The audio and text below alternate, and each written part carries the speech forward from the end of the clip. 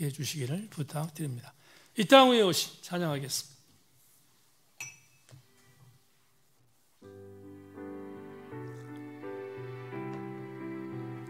기름 부음인 찬양인데 함께 우리 찬양 올리겠습니다.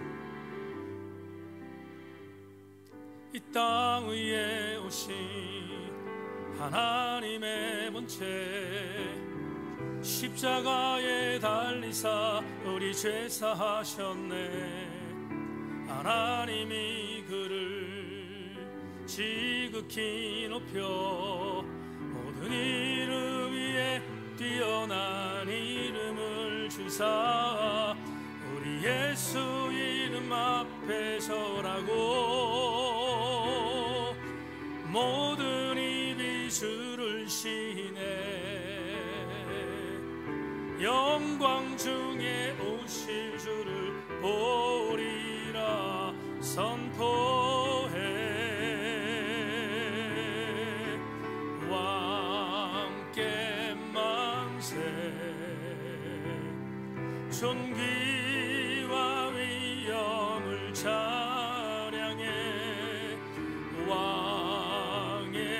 왕께 만세 주 예수 하나님.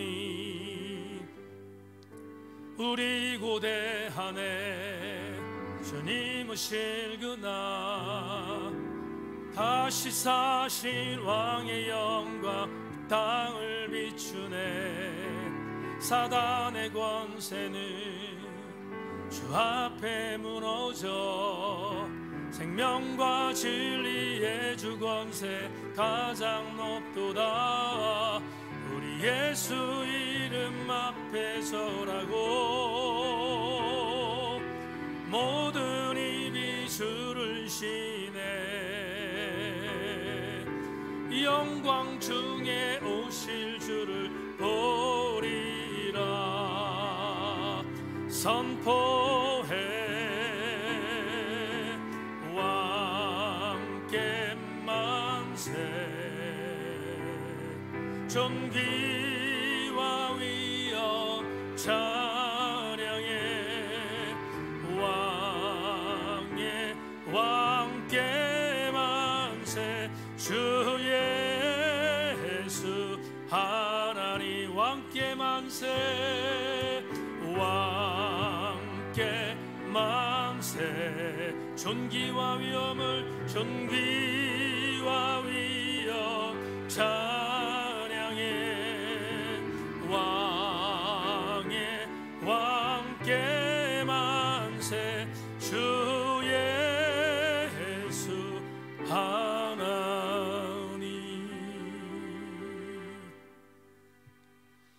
오늘 이 찬양을 드린 이유는 이 땅에 오신 하나님의 본체가 예수 그리스도임을 선포하기 위해서입니다. 하나님 말씀을 들으며 귀에 담으며 심장에 담을 때 하나님의 본체로 이 땅에 오신 예수 그리스도만을 찬양하게 하여 주옵소서. 오늘 말씀의 능력이 들려지게 하시고 그 들림이 하나님 말씀으로 우리에게 접목돼서 말씀이 위력적인 성령의 검으로 작용되게 하여 주시옵소서.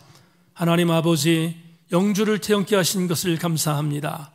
다시 입원하지 않도록 하나님 긍휼을 베풀어 주시고 사랑하는 딸에게 은혜 위에 은총을 베풀어 주시며 하나님의 강력한 기름 부음이 귀한 딸에게 임할 수 있도록 인도하여 주옵소서. 황석 장로님도 만져주시고 하나님의 선한 능력과 은혜 안에 몸이 악화되지 않도록 하나님 은혜를 베풀어 주시기를 소망하고, 특별히 하나님 원합니다. 오늘 김희정 권사 예배에 참석할 수 있도록 인도하신 것 감사한데 자기관리 최선을 다하여 다시는 입원하는 일이 없도록 귀한 딸 인도하여 주옵소서. 이외 여러 약한 심령들도 있습니다. 주님 만져주셔서 현장에 찾아가셔서 하나님 저들과 함께하여 주옵소서. 성령의 은혜를 기대하며 소망하며 감사드리옵고 예수 그리스도의 이름으로 기도 올리옵나이다. 아멘 아멘. 한 번 더 인사합니다. 말씀에 기다리고 오십시다. 인사하겠습니다. 말씀에 기다리고 오십시다. 주보에 있는 대로 요한복음 1장 6장 1절로 2절을 중심으로 해서 짝퉁신앙을 경계하라, 이런 제목 가지고 오늘 말씀의 은혜를 나누겠습니다. 은혜 시간 되기를 소망합니다. 월요일에 가능하면 목욕탕을 좀 갔다 오려고 하는데 지난 월요일도 다녀왔습니다. 목욕을 다녀왔는데 교회 우체통에 편지가 하나 와 있어서 꺼냈습니다. 발신인이 신천지 제천의 빌립지파라는 이름의 우편물이 도착해 있었습니다. 꺼내서 휴지통에 집어넣습니다. 어제 화요일 날 정기적으로 복용하는 약을 처방받기 위해서 병원에 다녀오는 길에 안상홍 증인회의 여성들이 저에게 다가와서 또다시 전도했습니다. 저에게 정말 세상에 씌울 수 있는 가장 방긋 웃는 모습으로 하나님 어머니의 복음을 한번 들어보시지 않겠습니까? 그러길래 제가 어제는 조금은 강하게 말했습니다. 두 명의 여성에게 다가가서 이렇게 말했습니다. 헛짓하지 말고 예수 그리스도의 복음으로 돌아오라고. 어제 좀 강하게 이야기했습니다. 신천지에 집단들이 제천에서 행행하고 있고, 그리고 안상홍 증리도 만만치 않게 활동하고 있습니다. 코로나가 있기 전에는 여러분 잘 아시는 구원파가 날뛰었습니다. 이들 모두는 과거에는 음성적으로 빛에서 활동했지만 코로나 이후부터 정중앙의 무대에 올라와서 보무도 담당하게 자기들의 교리를 지금 전하고 있습니다. 왜 그들이 이렇게 담대해졌을까를 생각해 봤는데 그 이유는 교회가 무력해졌다는 사실을 저들이 알아차린 것 같습니다.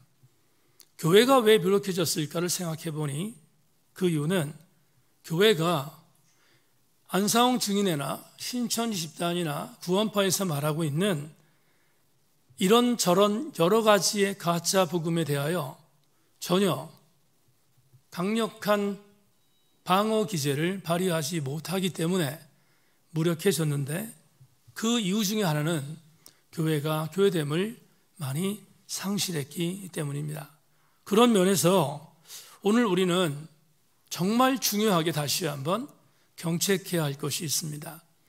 우리가 그리스도를 살아가면서 그리스도인으로서 이단들이 횡행하고 있는 이때 다시 교회를 교회되게 만들며, 그리고 우리를 신실한 그리스도를 만들기 위하여 재무장해야 할 것이 있다는 사실을 생각하게 됐습니다. 오늘 공교롭게 본문은 이 점을 우리에게 두 절밖에 되지 않는 본문이지만 굉장히 강력하게 시사하는 교훈이 들어있기에 오늘 본문을 중심으로 해서 우리가 다시 한번 재다짐하고, 그리고 각인해야 할 복음의 본질에 대하여 오늘 이 저녁 시간에 우리 교우들과 함께 나눠볼까 생각합니다. 본문을 1절과 2절입니다. 본문을 목소리 맞추어서 같이 한번 다시 읽겠습니다. 의미 있게 읽겠습니다. 시작. 그 후에 예수께서 디베라의 갈릴리 바다 건너편으로 가심에 큰 무리가 따르니 이는 병자되게 행하시는 표적을 보았음이로라. 아멘. 우리는 지난주 수요일 날 디베라 건너편으로 예수님과 그의 제자들과 수많은 무리들이 함께 건너갔던 장소가 벳세다라는 곳이었음을 살폈습니다. 벳세다는 갈릴리의 동북쪽에 있는 그런 비옥한 광야 지대인데 그곳으로 예수께서 동선을 옮긴 것입니다. 가버나움에서 밑으로 내려와 디베라에서 사역하셨고, 베데스다에서 연못가에 도착하셨던 예수님은 38년 된 병자를 고치셨습니다. 그러자 갈릴리의 서쪽입니다. 갈릴리 호수의 서쪽 지역에서 베데스다 연못가에서 병자를 고쳤던, 다시 말하면 예루살렘 근교까지 포함하는 베데스까지 가셔서 말씀으로, 그리고 그의 강력한 은혜로 베데스다 연못가의 병자를 고치신 뒤에 디베라로 오셨고, 디베라에서 다시 건너편 베세다로 올라가신 동선을 우리는 지난 수요 설교를 통해서 함께 생각해 봤습니다. 그런데 주목할 것은 이렇게 베세다로 옮겼던 갈릴리의 북동쪽에 있는 베세다로 옮겼을 때 중요한 보고를 요한복음 기자가 하고 있습니다. 그게 오늘 2절에 있는데 2절을 다시 한번 제가 읽겠습니다. 잘 따라와 주시기를 부탁드립니다. 큰 무리가 따르니 이는 병자들에게 행하시는 표적을 보았음이러라. 자, 주목하십시다.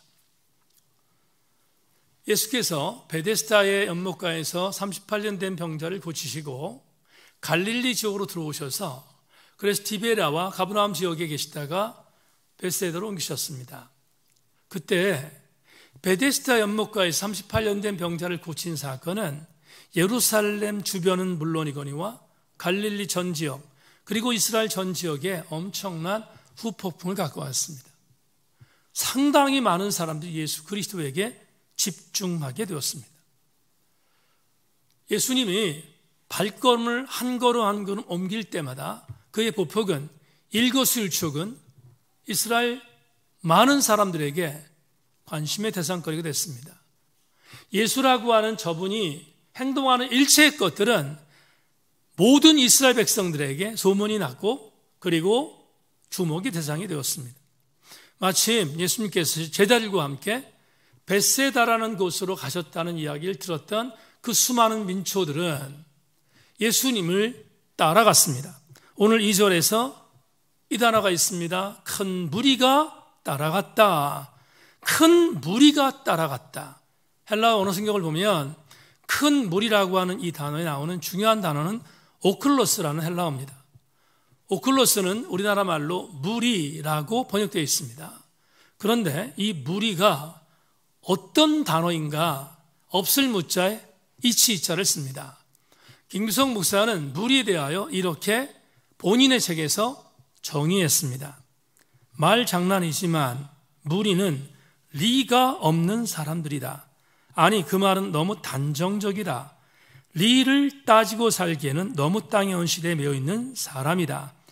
예수께서 왜 산에 오르셨을까? 거리를 만들기 위해서이다. 거리가 없으면 볼 수 없다. 부연하자면 베세다는 산 기슭에 있는 장소였습니다. 왜 그쪽으로 예수께서 옮기셨을까? 이유는 수많은 사람들이 리를 알아차리도록 만들기 위하여 옮기셨다는 겁니다. 리를 알아차리도록 만들기 위하여 무리들을 초청한 것입니다. 이해하셨지요? 리를 알아차리도록 만들기 위하여 무리들을 초청하신 작업이 뭐냐? 베세다의 오병이어의 기적의 서막이었습니다. 우리는 이미 무리라는 단어를 성경 여러 곳에서 발견합니다. 오클로스라고 하는 이 무리라는 단어는 무리, 말 그대로 리가 없는 사람이라고 표현하지만 더 적절한 단어가 있습니다. 그 단어는 오합지졸이라는 뜻입니다. 오합지졸이 뭐죠? 군사적인 훈련을 받지 못한 정말 아무것도 알 수 없는 군사적인 교육을 전혀 받지 않은 그런 병력들을 가리킬 때 오합지졸이라고 합니다. 여러분, 이스라엘 신앙 공동체를 한번 따져봅시다. 지금 이스라엘 신앙 공동체를 통치하고 있는 종교는 무슨 종교? 유대교입니다. 그런데 유대교는 능력을 상실했습니다. 왜냐하면 종교를 위한 종교로 변질됐기 때문입니다. 산헤드린 공의에 있는 종교 지도자들을 위한 종교로 전락했던 유대 종교는 하나님을 운운했지만 능력을 발휘하지 못했습니다. 그러자 수많은 사람들이 무리가 되었습니다. 여러분, 담임 목사 지금 해석을 이해하시면 아멘 하기를 바랍니다.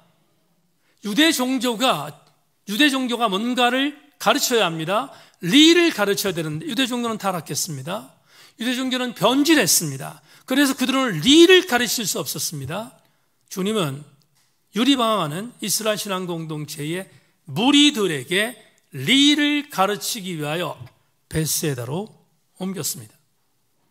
예수님은 이러한 중차대한 입장을 갖고 벳세다로 자리를 옮기신 것입니다. 문제는 무리들이 문제입니다. 오합지졸이 문제입니다. 왜냐하면 예수님은 리가 없는 무리들을 리를 가르치기 위하여 벳세다 쪽으로 그들을 불러 모으셨지만 무리들은 생각이 달랐습니다. 어떻게 생각이 달랐는가? 오늘 2절이 다시 그것을 우리에게 증명합니다. 2절 제가 다시 읽겠습니다. 큰 무리가 따르니 이는 병자들에게 행하시는 표적을 보았음이로라. 자, 저를 보십시다. 예수님은 리가 없는 무리들을 가르치기 위하여 벳세다로 동선을 옮기셨습니다. 그런데 무리들은 예수님을 따른 이유가 리를 알아차리기 위함이 아니라 예수께서 보이셨던 뭘 보기 위하여? 표적을 보기 위하여 따라갔다고 말합니다. 표적을 보기 위하여 따라갔습니다. 예수님의 생각과 무리들은 전혀 생각이 달랐습니다. 여기 나오는 중요한 단어가 있습니다.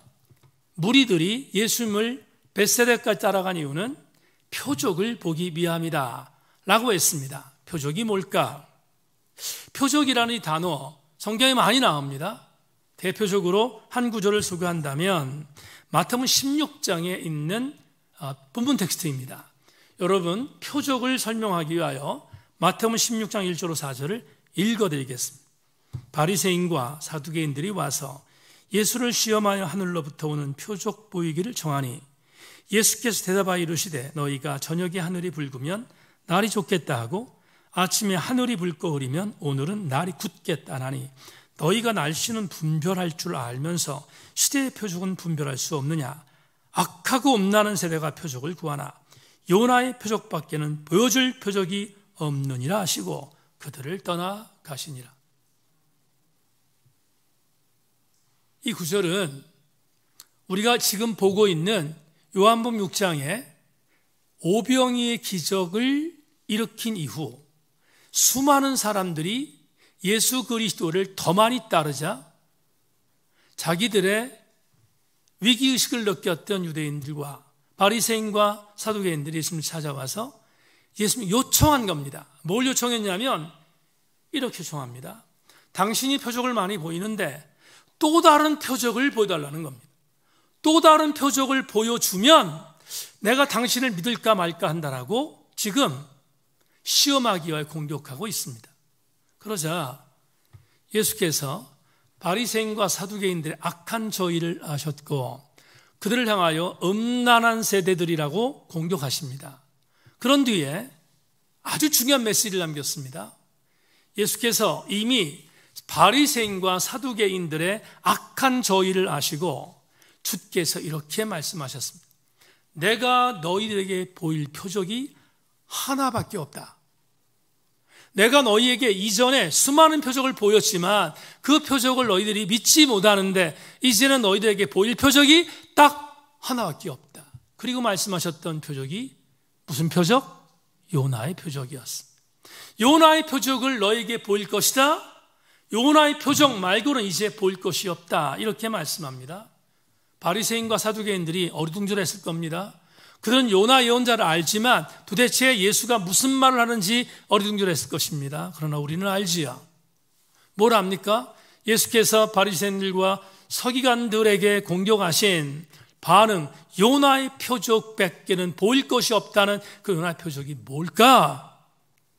그건 바로 요나가 물고기 뱃속에 들어가 3일 동안 있다가 다시 토해냈던 사건을 기억하시면서 주님은 당신이 십자가에 죽었다가 3일 만에 다시 부활하셔서 인류 구원을 이룬 구속사를 완성할 것에 대한 메시지를 알려준 것입니다. 요나의 표적은 십자가의 구속사건을 상징한다고 많은 학자들이 동의합니다. 우리도 믿어야 하는 것인데, 주님이 보이실 유일한 표적은, 앞으로 보이실 유일한 표적은 내가 십자가에 죽었다가 다시 살아나 너희를 구원시키는 구속사의 은총, 그 표적이 가장 위대한 표적인 것을 바리새인과 사두개인들에게 설명해 준 것입니다. 그러면 오늘 우리는 대단히 중요한 교훈을 얻게 됩니다. 왜 주께서 바리새인들과 사두개인들을 향하여 요나의 표적을 말씀하셨을까? 그 이유가 뭘까? 설교 준비하다가 깊이 침잠하며 생각했던 은혜가 있습니다. 사랑하는 교우 여러분, 담임 목사가 지금 선포하는 메시지에 큰 소리로, 가슴으로, 심장으로 아멘하기를 소망하는데 무엇인가? 잘 들으십시다. 우리 기독교 신앙을 지금 믿고 있는 우리 그리스도인들에게 있어서 예수 그리스도의 십자가 사건보다 더 높은 가치가 있다고 믿는 믿음이 짝퉁이라는 것입니다. 다시 한 번만, 오늘 이 본문을 통해서 우리에게 주시는 메시지가 있습니다. 우리 주 예수 그리스도의 십자가 사건보다 더 큰 것으로 가치를 여기고 그걸 따라가는, 그게 표적이라면 그 표적이 짝퉁이라는 것입니다. 오늘 우리는 이 1절과 2절의 이 짧은 구절에 있는 이 말씀을 통해서 대단히 중요한 교훈을 얻어야 합니다. 다시 한번 강조합니다. 2절 말씀 보십시오. 2절 이렇게 말하고 있습니다. 큰 무리가 따르니 이는 병자들에게 행하시는 표적을 보았음이로라. 예수 그리스도의 오병이어의 기적의 현장 벳세다로 수많은 리가 없는 무리들이 따라간 이유는 한 가지였습니다. 그들은 표적을 보기 위해서였습니다. 예수 그리스도를 보기 위함이 아니라 표적을 보기 위함이었다. 그러면 이상의 본문을 통해서 우리는 오늘 중요한 레마를 찾을 수 있습니다. 잊지 마십시다. 자막 보겠습니다.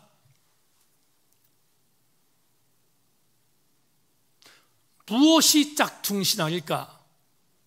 무엇이 가짜 신앙일까? 예수 그리스도가 보이신 표적에 함몰되는 신앙입니다. 여러분이 문장을 이해하셨으면 정말 좋겠습니다. 다시, 무엇이 짝퉁 신앙인가? 예수 그리스도가 보이신 표적에 함몰되면 그건 짝퉁 신앙입니다. 조금 쉽게 말합니다. 예수 그리스도께서 보이신 표적을 따라가는 신앙인들, 가짜입니다. 왜 이렇게 담임 목사가 단호할까? 단호합니다. 이렇게 바꾸겠습니다. 진짜 신앙이 뭔가? 진짜 신앙은 예수 그리스도께서 보여주셨던 표적을 믿는 것이 진짜 신앙이 아니라 예수 그리스도를 믿는 자들이 진짜 신앙입니다. 그러니까 예수께서 보여준 표적을 함몰되어져서 그 표적만을 추구하는 사람이 되면 바리새인이 되며 사두개인이 되며 오늘 본문에 진행되고 있는 리가 없는 무리가 되는 것입니다. 그래서 우리 교대에 선포합니다. 우리 한국교회가 왜 이단 종파에 대해 무력할까? 여러분, 이단 종파가 무엇을 향하는 존재, 어떤 집단입니까? 예수 그리스도를 향하여 예수 그리스도의 십자가의 사건을 부인하고 그것과 정반대되는 교주들의 어떤 내용들, 그리고 변질된 교주가 예수라는 것을 말하는 수많은 일들, 이런 것들을 통하여 수많은 사람을 현혹시켰잖아요. 그래서 신천 집단에 빠지고, 그리고 구원파에 빠지고, 그리고 안상홍 증에 빠지고 있습니다. 그런데 한국교회는 무력할까? 이유가 뭐냐? 한국교회도 별반 다르지 않기 때문입니다. 왜? 한국교회는 수많은 교인들이 예수 그리스도의 십자가의 사건에 함몰되어야 하는데 예수 그리스도께서 행하셨던 표적에 함몰되어 있기 때문에. 그러니 우리는 무력해질 수밖에 없고 신촌 집단이 날뛰고 있어. 그리고 안상홍 중년회가 수면에 올라와서 제천의 가장 한복판에서 전도하고 있어도 우리는 할 말을 못하고 있지 않습니까? 강조합니다. 여러분에게 강력하게 선포합니다. 짝퉁신앙이 뭐냐? 예수 그리스도께서 보이셨던 표적을 따라가는 자가 짝퉁신앙입니다. 세인교회 성도들이요, 표적을 부인하는 것이 아니라 예수 그리스도께서 보이신 표적을 부인하는 것이 아니라 우리가 정말로 따라가는 신앙은 표적이 아니라 예수 그리스도 당신입니다. 그분을 따라가는 것, 그게 진짜 신앙입니다. 가이사라 빌립보 메시지를 잠깐 전하기를 원합니다. 마태복음 16장을 비롯해서 공간복음에 나오는 가이사라 빌립보 사건을 여러분 너무 잘 아십니다. 오늘날의 용어로 텔단이라는 지역이 있습니다. 지금 시리아와 경계선을 하고 있는 헐몬산이 있는데 예수께서 변화됐던 변화선상의 내용이고 그리고 이스라엘 유일하게 만년설이 있는 지역이 헐몬산입니다. 그게 이스라엘 북방에 있습니다. 주께서 제자들을 데리고 가이사라 빌립보라고 하는 지역에 가셨습니다. 가이사라 빌립보를 텔단이라고 합니다. 그런데 이 텔단은, 가이사라 빌립보는 해발 345m 위에 있습니다. 그러니까 엄격하게 말하면 우리 제천하고 비슷합니다. 제천은 300m 이상 위에 있으니까 우리하고 고도가 비슷합니다. 그런 높은 위치에 있는 텔단에 예수께서 제자들을 데리고 가셨습니다. 들어갈 때 어떤 모습으로 들어갔을까? 노숙자의 모습으로 들어갔습니다. 여러분, 길거리 다니면서 밥 먹고 길거리에서 노숙하고 하는 게 예수님과 예수님의 제자들이었으니까 표현이 과하지 않습니다. 노숙자와 같은 모습입니다. 정말 볼품없는 모습이었을 것입니다. 그런데 이 텔단을 당시에 가이사라 빌립보라고 불렀습니다. 가이사라 빌립보는, 빌립보라는 말은 헤롯 빌립이라고 하는 분동왕이 자기의 이름을 붙인 도시 이름인데 그 앞에 가이사라가 있습니다. 로마 황제입니다. 헤롯 빌립은 충성심을 가이사에게 보이기 위해서 도시를 계약했습니다. 그리고 그 도시를 아우구스티누스라고 하지요. 로마 황제에게 봉헌했습니다. 그런데 가이사, 시저에게 봉헌하려면 두 가지 조건이 필요하다고 했습니다. 하나는 뭐지요? 높은 위치에 있는 도시여야 합니다. 해발 345m, 텔단은 적합한 장소였습니다. 또 하나, 반드시 가이사라고 하는 이름이 붙여가는 도시를 만들려면 그 도시의 정가운데 중앙에 광장을 만들어야 되는데 광장에 신전이 있어야 합니다. 신전이 없으면, 그러면 아무리 높은 위치에 있어도 그 도시는 인정받을 수 없습니다. 그런데 헤롯 빌립이 로마 황제에게 인정받기 위해서 텔단을 계획도시로 만들어 봉헌하기로 결심했고, 그리고 그 도시를 수많은 고용자들을 고용해서 개발했습니다. 개발해서 거기에 광장을 만들었습니다. 광장을 만들고 그리고 거기에다가 신전을 만들었습니다. 그러니까 로마의 황제를 기리는 신전을 만들었으니까 가이사라라고 하는 그 이름을 붙여도 되는 그런 도시로 바뀐 것입니다. 그러니까 얼만큼 휘황찬란한지를 알 것입니다. 여러분, 서울에 위성도시가 있죠? 일산, 광교, 등등등 여러 위성도시들이 있습니다. 동탄 등등등 많습니다. 천당 밑에 분당도 있습니다. 등등등 그렇습니다. 그런 도시들이 위성도시입니다. 그런데 여기도 마찬가지 위성도시로 만들었는데 얼만큼 잘 만들었는지 고대 도시의 고고학 문학에 보면 텔단이라는 도시가 얼마나 엄청난 도시였는지를 고고하게 증명할 정도입니다. 그러니까 충분히 가이사에게 봉헌할 수 있는 정도의 아름다운 도시였음을 알 수 있습니다. 그곳에 12명의 제자들, 마리 제자들이 노숙인들입니다. 노숙인을 데리고 노숙자의 대장이셨던 예수님이 들어가셨습니다. 완전히 거렁뱅이들이 들어간 것입니다. 예수께서 왜 가이사라 빌립보로 갔을까? 의미가 있습니다. 예수님은 그곳에서 마태복음 16장에 나오는 걸 보면 제자들에게 이렇게 묻습니다. 여기에 있는 사람들이 나를 누구라고 하느냐? 나를 누구라고 하느냐라고 질문하십니다. 그러자 제자들이 막 돌아다니다가 들었지 않았겠습니까? 지금 거렁뱅이 신생을 하고 노숙자 모습을 하고 왔던 예수님을 향해서 이렇게 말합니다. 이렇게 순화된 언어로 말한 거예요. 극히 절대 언어로 말합니다. 네, 선생님, 어떤 사람이 세례 요한이라고 합니다. 어떤 사람은 엘리야 중에 한 명일 수 있는 가능성이 있다고 합니다. 등등등 이렇게 고급진 부분으로 순화된 말씀으로 에둘러서 표현했습니다. 예수님 실망하지 않게.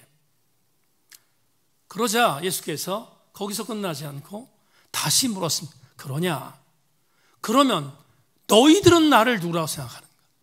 너희들은 나를 누구라고 생각하는가?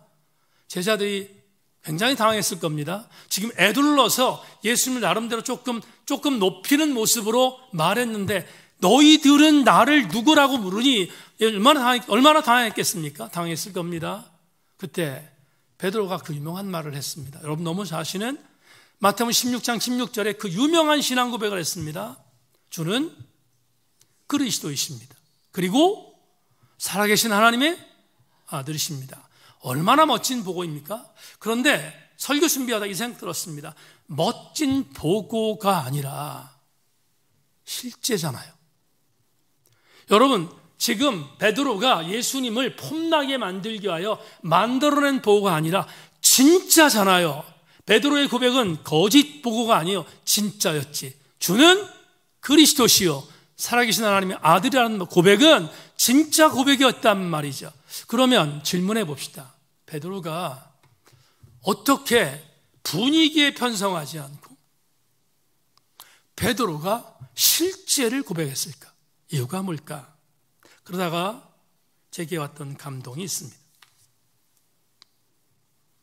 베드로는 예수 그리스도께서 보이셨던 표적에 집중하지 않았어요. 베드로가 집중했던 것은 그리스도시고 살아계신 하나님의 아들 자체이셨던 예수에게 집중했기 때문에 그러니 그렇게 고백할 수 있었습니다. 표적이 아니라 표적을 행한 예수가 아니라 예수 그리스도 그분 자체가 가장 강력한 하나님의 본체임을 고백한 것입니다.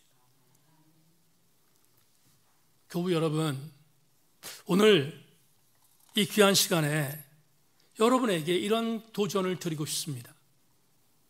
우리는 신앙의 여정 안에 있습니다. 저도 신앙의 여정 안에 있고 여러분도 신앙의 여정 안에 있습니다. AI 시대가 도래했습니다. AI 시대를 우리가 이미 맛보고 있습니다. 우리 여기 있는 교우들은 직접적으로 피부도 와닿지 않겠지만 지금 엄청난 AI의 시대가 도래했음을 우리는 알고 있습니다.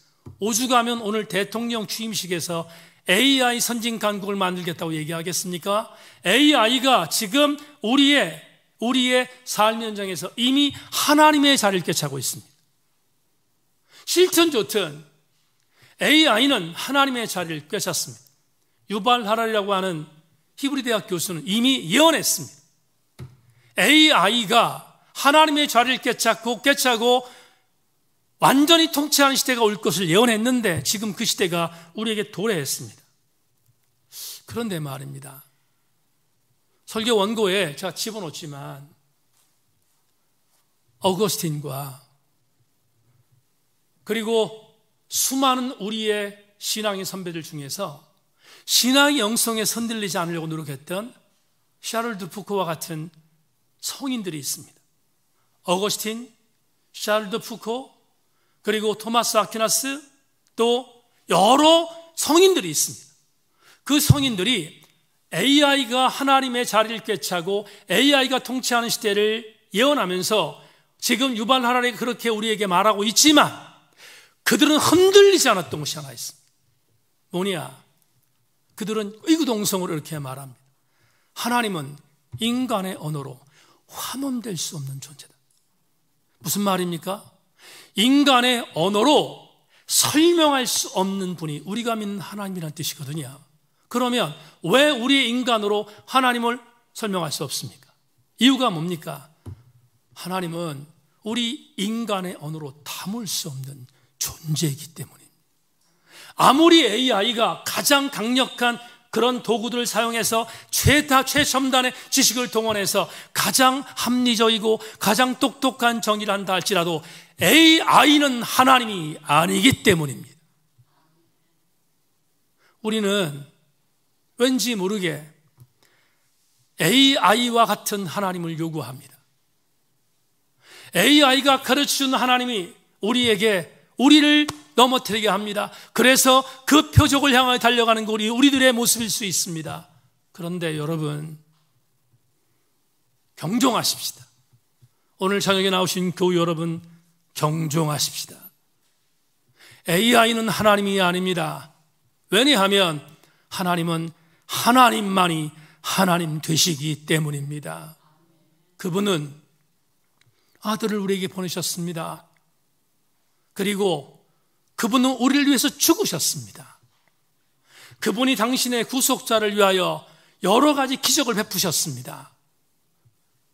하나님께서 아들 예수 그리스도를 이 땅에 보내셔서 기적을 베푼 것은 기적을 믿으라고 베푸신 것이 아닙니다. 아들을 믿으라고 베푼 것이지. 우리는 오늘 다시 한번 경종해야 합니다. 뭐가 짝퉁신앙인가? 뭐가 가짜 신앙인가? 오늘 벳세다를 향하여 큰 무리들이 따라갔는데 그 무리들이 따라간 것은 예수가 행하셨던 표적을 보기 위함이라. 그 표적을 따라가는 자, A와 이와 같은 표적을 따라가는 자, 그들 짝퉁신앙인입니다.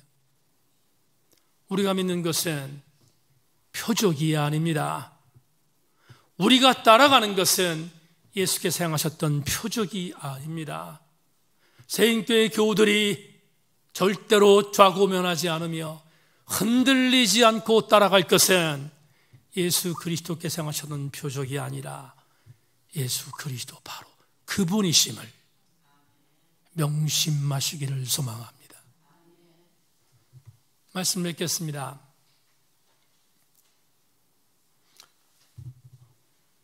식사하다가 텔레비전에서 아주 우연히 예능 프로그램을 하나 봤습니다. 그 프로그램에 등장한 배우는 그날 주 게스트라고 하나요?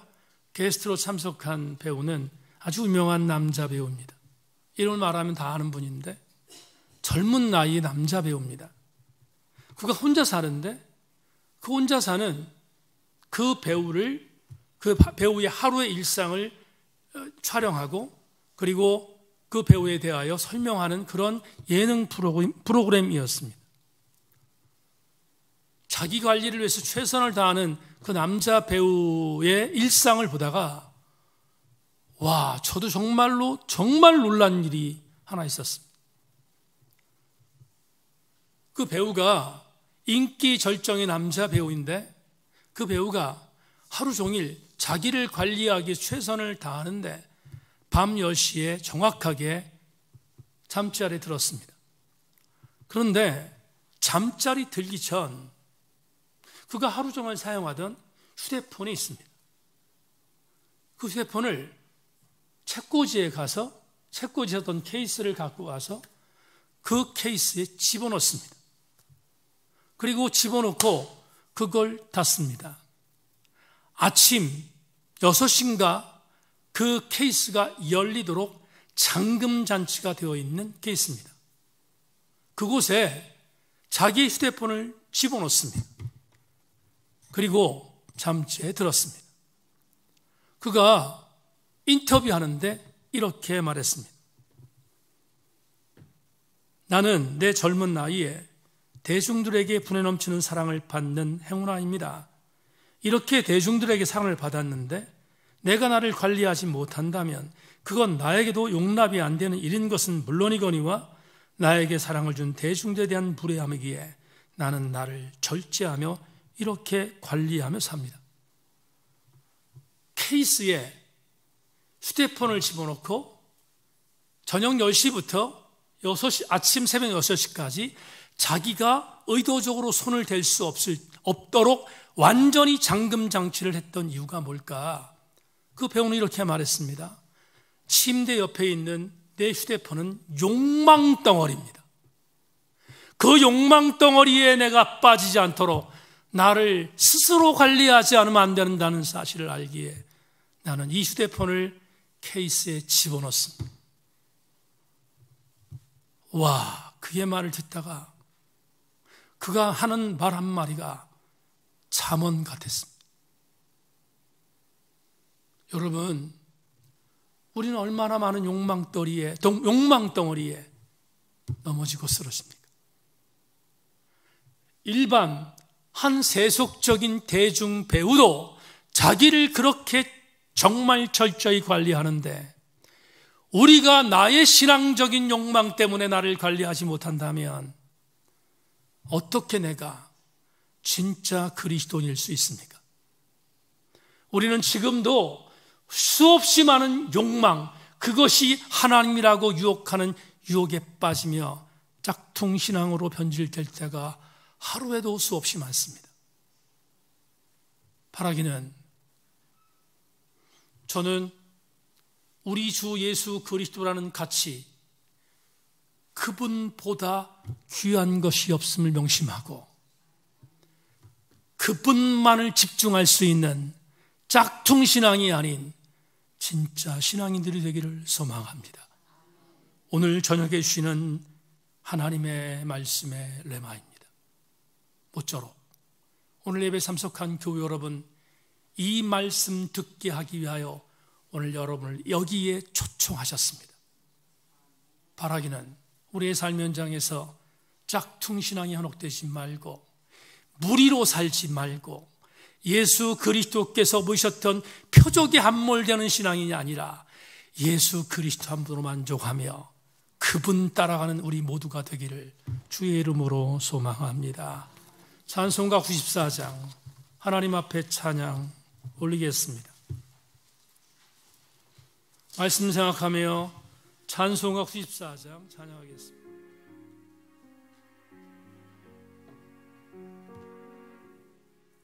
주 예수보다 더 귀한 것은 없네. 세상 부귀와 바꿀 수 없네. 영죽은 내 대신 돌아가신 그 놀라운 사랑 잊지 못해. 세상 즐음다보고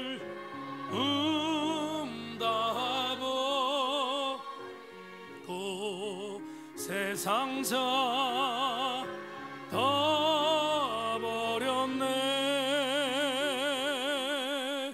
주 예수보다 더 귀한 것은 없네. 예수 밖에는 3절합니다. 주 예수보다 귀한 것은 주 예수보다 더 것은 이 세상 행복과 이 세상 행복과 바꿀 수 없네. 유혹과 핍박이 몰려와도 주 섬기는 내 마음 변치. 아멘 아멘. 세상 즐음다보고